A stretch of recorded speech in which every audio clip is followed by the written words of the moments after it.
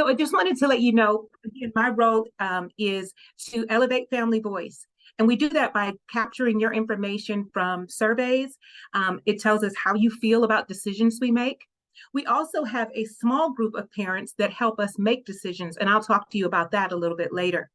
And so that's one role of my job. The other part of my job is academic partnerships. So my history is very much like many of you, many of the persons at Breakthrough.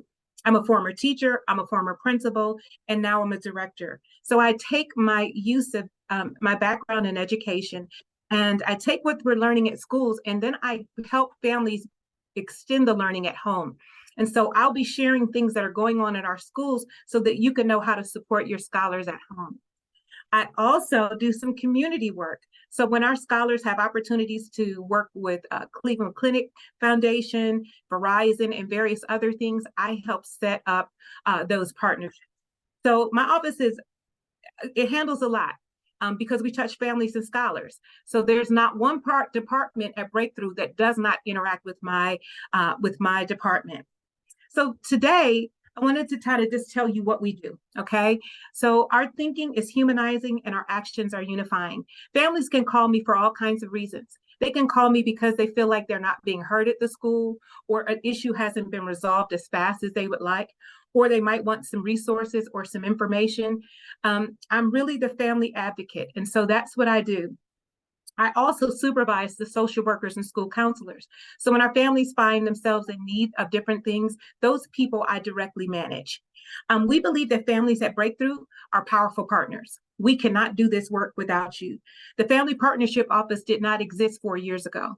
But 4 years ago, Breakthrough realized that they could not continue to do the work of educating children and providing high quality education by themselves. We had to do it with our families. And so at that point, that's when the Family Partnership Office was born.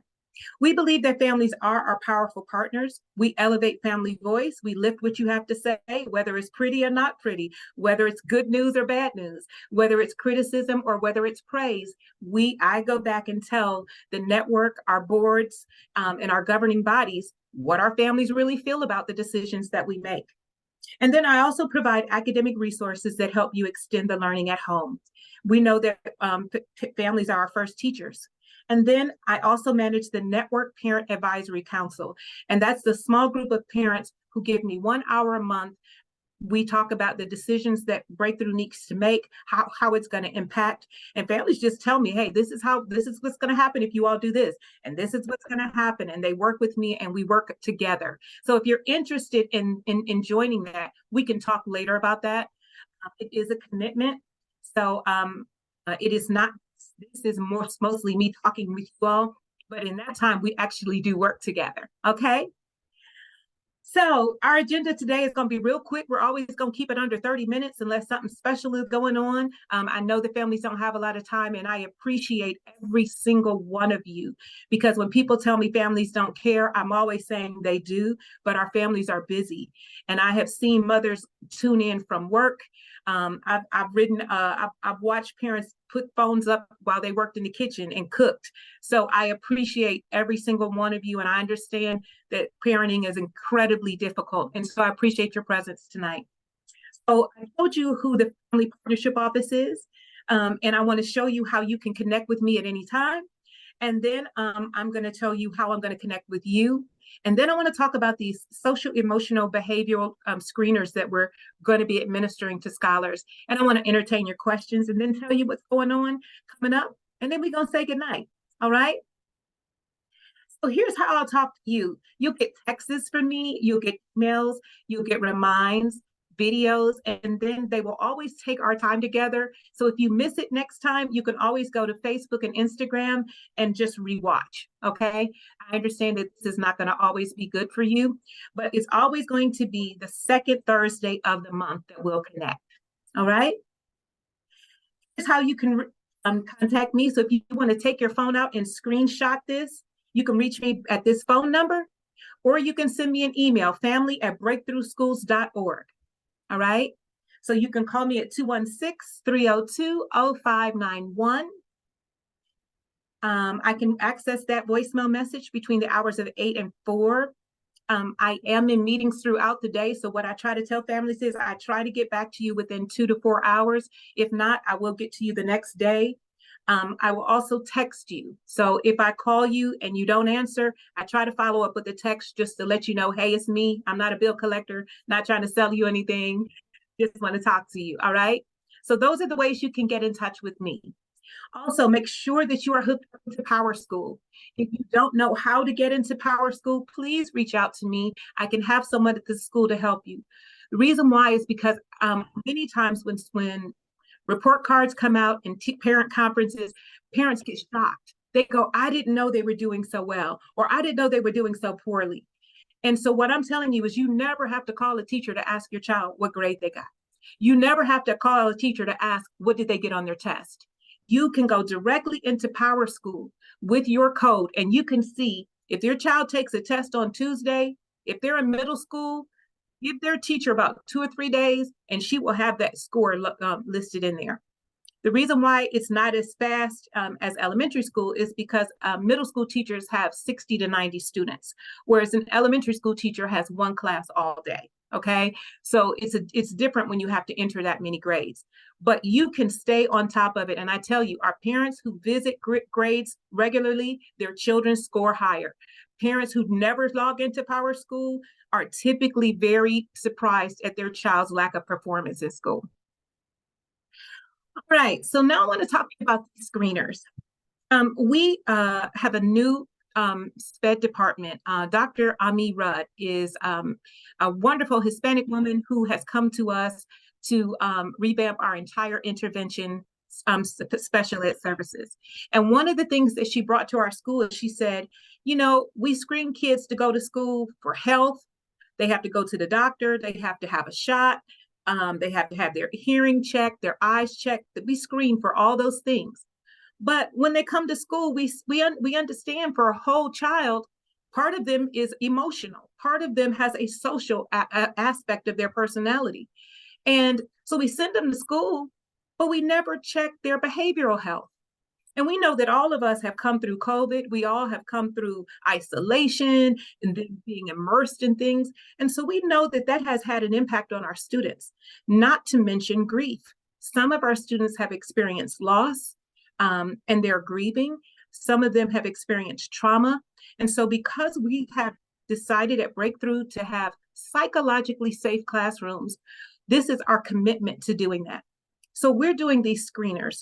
These screeners are simply that, just like you have your eyes checked to find out the health of your eyes, we're checking to see where that child is socially and emotionally. How is it showing up in their behavior? And when we do that, there's no right or wrong answers, right? So K to second grade, they will be assessed by their teacher. There's a way that their teachers are going to be trained to be able to check off and grade them. So that's for kindergarten and second grade, all the way to second grade. But from third to eighth, they're actually going to take the test themselves. It takes about 15 minutes, and it's available in both Spanish and in English. And they just have 4 ways that they can respond to an answer: somewhat, never, sometimes, always, right? And that's how they respond. They'll get a score, and that score will tell us if that child is at high risk or at low risk, or if they've just got regular stress like the rest of us, all right? It's not going to diagnose your child.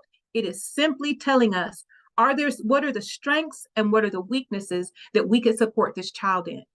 The reason why this is so important is because we all know in America, even in our education system, we are seeing lots of behaviors that are preventing learning from happening. We know that we are in America in a teacher shortage, right? And that teachers are leaving the profession. And so the reason why it's so important for us to act now is so that we can begin to remove the barriers that are preventing our babies from being successful at school. And we know that some of them need some additional support. So this screener is a universal way for us to do that. We don't have to put our opinions in it. It doesn't have to be, it's not driven by personality or favoritism, or I like this kid. It is literally a test that gives us the ability to have a window into to our scholars so that we can understand how they're feeling about their day, how they're going, how things function. So one of the things that we want to do is talk about why we want to have how behavior impacts learning. We know that safe and orderly schools increase high academic performance. And we know in higher performing schools, they have fewer behavior incidences. So that's one reason why we want to address behavior. We also know that problem behavior leads to poor academic performance.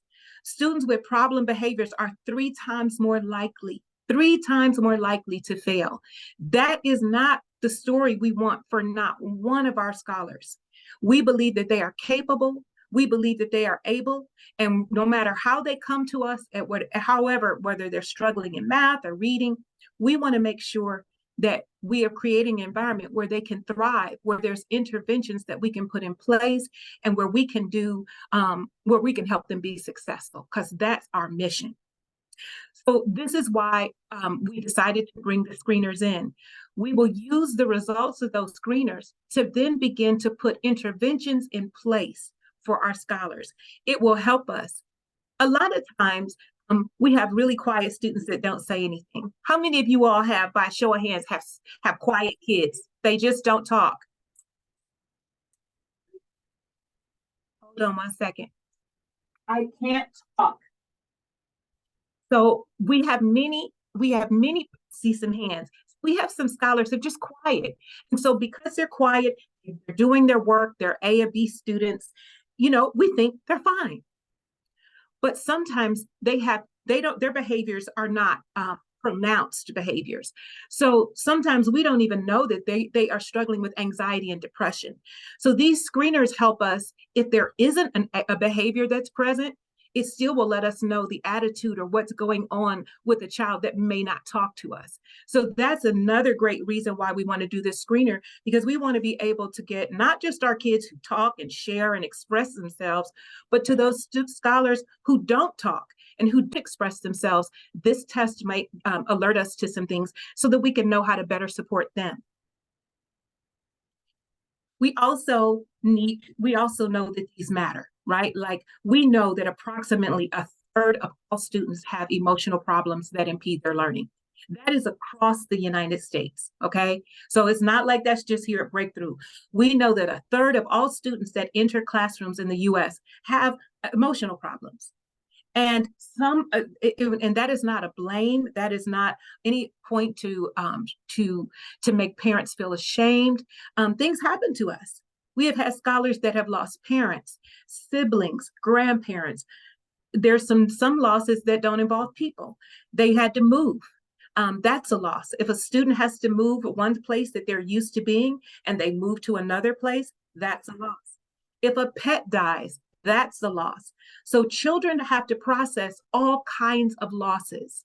And, sometimes we could say, well, my grandmother died and I was able to go on. And another person might say, well, yeah, but my grandmother raised me. So we know that grief is unique. And just because you lost your mother doesn't mean that you know exactly how I feel when I lost my mother.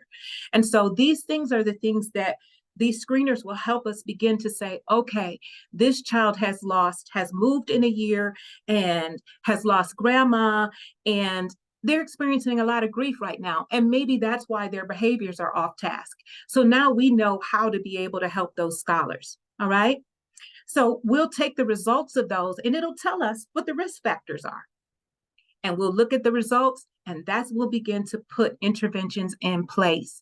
Some scholars, it'll be no stress. It'll be like, nope, you're fine, go right on ahead. Okay. But for other scholars, we'll look at their data and we'll say, okay, we need to put a plan in place for them. And so the school leadership teams, social workers, school counselors will begin to work with those teachers to set up some intervention plans. And this screener actually gives you a whole plan to put in place. So you don't have to figure it out. If they score this, you start doing this. If they respond to it, you keep doing it. If they don't respond it, you try to the next thing. So it's really prescriptive. It tells us what to do, and we have a whole system. We will do this screener like 2 to 3 times a year, because we want to say, just because you were okay when school started, we all know that life be lifing. So something could be happening in December. something could happen later on throughout the course of the school year. So we will administer this screener about 2 to 3 times a year. We cannot even begin to administer the screener until we've known us, until a teacher has known a student for 1 whole month.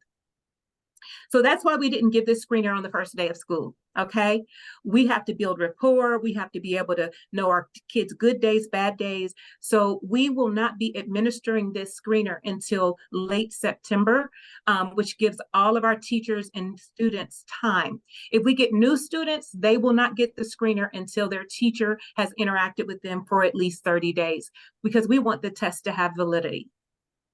And then lastly, we want to know that teachers also are spending so much time on discipline issues, all right? And that time that they're spending on off-task behaviors and discipline issues, behavioral problems, that's missed instructional time.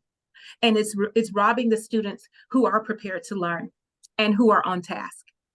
And then we also know, lastly, with the national teacher crisis, discipline is the #1 reason that teachers are leaving the profession. They're not leaving because they don't get the money. Most of the time you don't go into teaching for money. We should be paid well, but nobody goes into teaching in America to be rich, right? So even though people think it's not that they're not paid enough, that's one of their concerns, but that's not why they're leaving the profession. They are leaving the profession because of discipline issues in the classroom and the lack of family support. So this is why we are doing this. Keep in mind that Breakthrough Schools represents at less than 3% of the nation that actually does this screener. Most schools don't do it. And so we paid for this, and we will be using it. And I'll also share with you the overall responses to it. Now, I've said a lot. I'm going to pause right here and take any questions or thoughts that you have around the screener. How would the screener work for those kids who already are in an intervention class? So my child is in a specialized classroom. How would the screener go for her, or will they be getting a different kind of screener because they should already be receiving certain support? Okay, let me see if I understood your question. You said, how will the screeners work for kids who are already in intervention? Yeah, in those individualized classrooms, is it a different classroom, not like your current classroom? Yes, so it's a universal screener. We're going to screen all of our babies, whether they're in an extension room, whether they're in an autism classroom. Every scholar is going to be screened. And so at that point, if their intervention specialist will administer that. So this test takes about 15 minutes, and students will probably do it during homeroom. So if they're in 3rd through 8th grade, the first 15 minutes, they'll be right in the classroom with their teacher. And if they have a question, it's not like a standardized, test. They can walk around, and if they don't understand a question, a teacher can explain it to them. But they're done in 15 minutes and we're done. Yes, Ms. Snowden? Can you come off mute?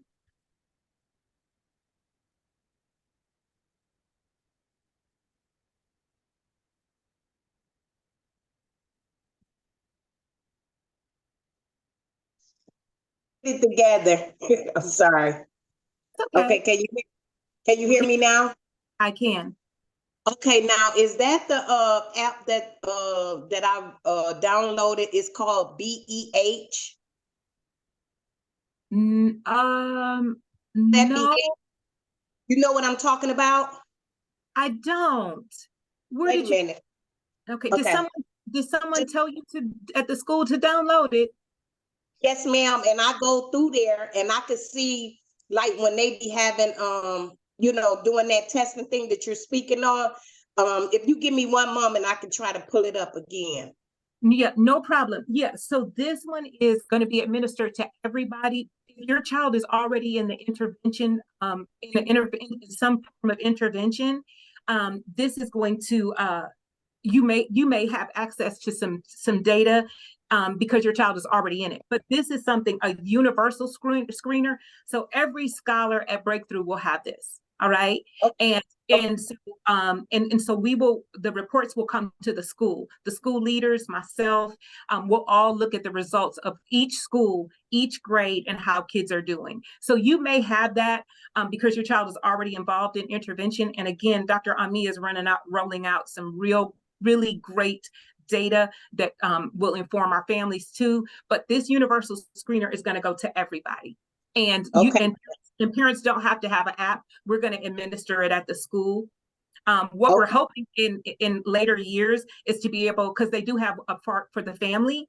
And so what we would like is maybe in coming years that families can take it, parents can take it too. But right now we're just administering it as a school to all of our scholars. Okay, yes. And I also do have that power thing that you was talking about. So I Yeah. check on it all day. You get an A, Miss Snowden. Come on. I love it. Keep checking those grades because you know what? That's what we want to do. We want to make it virtually impossible for our kids to fail. And the way we do that is we bring adult presence to areas where kids don't want us to be. We show up, we hide, we look, we open, we read, we just make them feel like they got 5-0 all around them. And that's how they are successful, safe, and protected, right? That's how our parents did us. I enjoy it. Absolutely, absolutely. Good for you. If you're not hooked up, please reach out. We want to get you on there because when your students know you're looking, they're going to do better, right? Kids are kids and they enjoy flying under the radar. That's why they'll tell us something at school and come home and tell you something different because they don't want the adults in their lives to get on the same page. Because if we all start sounding like one band, one sound, guess what? It's going to bring accountability and it's going to raise responsibility in our scholars. And that's what we want. Any more questions? Yes, Ms. Perkins. Oh.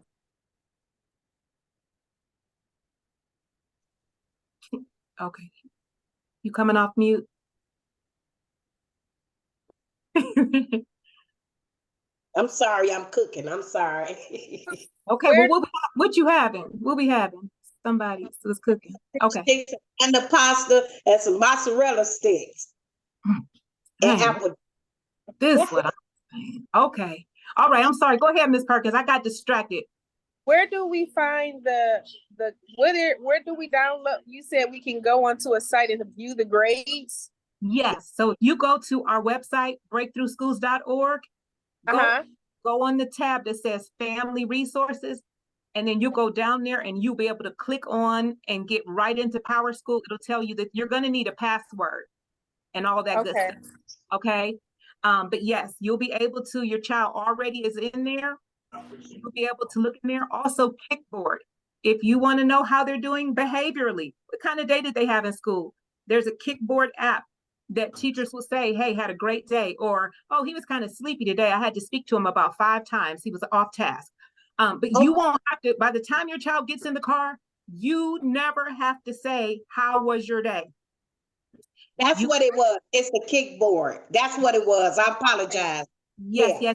You can have Kickboard. Yes. So you always want to ask your child what kind of day they had. But what I'm saying is if you want to know what the teacher saw, if you want to know what happened at the school, you can look at our Kickboard app and PowerSchool for grades. And then that way you can surprise your child and say, oh, you got an A on your test, huh? I see you. I see what you're doing. And that lets them know that you're looking. I see some hands. I see Tamika's iPhone and also Michelle Williams. Hi, I don't know if I missed that part. Missed this part of my question. I wanted to know, what do you guys do with the results? Is it individualized or is it just to see how the school is? Oh no, it's individualized. That's a great question. So if a child's data comes back, and again, that's not my strong suit. That's going to go to the clinical part of our wing, Dr. Ami and everybody on our team. They are behavior analysts, and so they actually can look at the data, and because it's prescriptive, it will tell us what to do. So if we have a student who is identifying with some elevated levels of anxiety, particularly around test taking, then we will put an intervention in place for that child because we know that they have very high, anxiety or elevated levels. If we have a child that just can't sit still, they fidget, they're disruptive, they don't mean to be, but they bother other people, they distract other people. Yes, so each one of the results is going to be tailored to the child. Some of them is just normal stress, so we won't have an intervention necessarily to put in place. But this screener tells us who needs help and support right now. Michelle? Thank you. Yes. Hi, so this goes back to the kickboard. For the last 2 years, they would send home the paper kickboard. Are they not doing that anymore? Yeah, it's been sent out. It came out the first week. Do you need it? I just haven't seen it. I was just thinking because it's still the beginning of the school year that No, it came out before school started, and then the first week of school, it was out in your old remind messages. If you want to look through some of your emails as well. But yes, Kickboard and Remind, like we wanted to get families hooked up with Remind, but Kickboard and also Power School, those were available passwords at open house, and then they also got sent home in paper form the first week of school. So okay. if you didn't get it, just call the front office tomorrow and ask them to put it in your child's folder so you can get it again. Okay, and also the behavior paper that they used to send home that we had to sign every day, are they not doing that anymore? I don't know what school does your child attend? He's at ePrep Cliffs. He's in Okay. 4th grade. Okay, because I know that they're really using Kickboard. So I know that for the smaller children, they used to do the paper form. That's a great question, but I really do believe in pushing parents to Kickboard to look at that to see how the students are doing, especially at 4th grade. So I don't believe that a 4th grade a paper form comes home every day. Okay, I'll make sure I check. Thank you. No problem. You all have been gracious. It is 7:02. I said we would end at 7, but I wanted to share one more thing with you. On October 3rd, our high school fair is coming. Okay. I wanted you guys to know this because it's our school fair, our high school fair. We're having over 25 high schools come to Cliffs campus. They're going to serve dinner. It's from 5 to 8, and you'll be able to go around to all the area high schools. So if you have an 8th grader, you need to be here on October 3rd on 36th and Superior. That's at our Cliffs campus, so that you can meet and have some conversations about high school placement. So please make sure that you go there. You can bring your 8th grader with you. Again, it's from 5 to 8. So please save this date. Go ahead and screenshot the slide as well, so that you can be there. And then that was the last thing. Unless we have any more questions, it is with gratitude that I'm with you guys today. Glad that you shared your time with me and space. If you need to reach me and you forget everything that I told you, go to the school website. It says Family Partnership Office. You'll find my phone number there and my email. All right. I do have one last quick question on the Kickboard or BEH. What is the whole paycheck, $5 every day? Like, what is that for? Okay, so they get to we have school stores, and so when they get a certain amount of money from there, they're able to buy things out of those stores. It might be movie tickets, it could be pizza, it could be a t-shirt, it could be some socks.